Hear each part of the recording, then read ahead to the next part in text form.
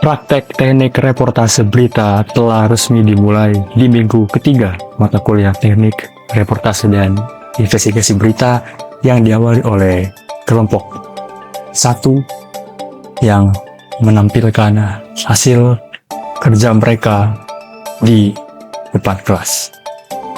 Bersama saya Haikal Fatizaran di Flash News Learning Jurnal ketiga mata kuliah teknik reportase dan investigasi berita. Mari kita ulas performa dari kelompok 1 yang tampil di kelas.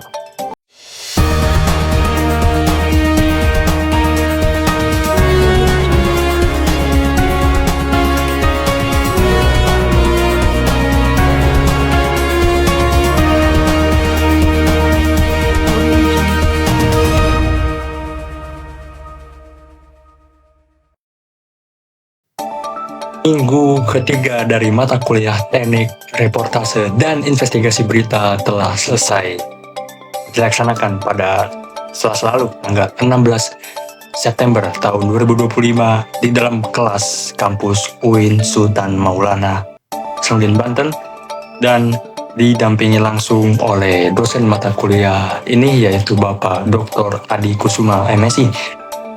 Dan praktek reportase berita secara langsung di depan kelas telah resmi dimulai dan diawali oleh kelompok 1 yang terdiri dari 5 orang anggota kelompok, yakni Nur Alisa sebagai news anchor, Sajid sebagai narasumber, Dinda sebagai kameramen, Muhammad Farhan sebagai switcher, lalu Ilyas sebagai reporter.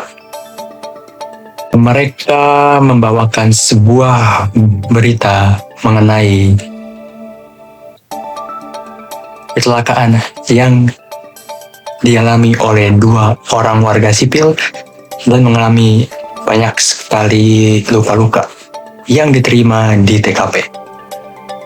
Sejumlah mahasiswa mengomentari performa dari kelompok 1, yakni ada Muhammad Iksan dan Lala yang mengomentari Ilyas yang dinilai tidak fokus dalam menyampaikan sebuah laporan dari sebuah berita.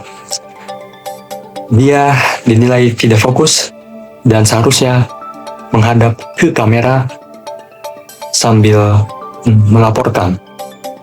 Dr. Arisa pun ikut dikomentari oleh sejumlah mahasiswa karena dinilai mimik wajahnya tidak sesuai dengan berita yang dia bawakan. Menurut mahasiswa yang lain, sebuah berita kecelakaan itu harus dibawakan dengan mimik wajah yang tegang dan penuh misteri. Setelah menilai performa dari kelompok 1, Bapak Dr. Adi Kusuma pun akhirnya masuk ke materi di minggu yang ketiga ini, yakni mengenai informasi dan interview dalam reportase. Teknik interview yang efektif.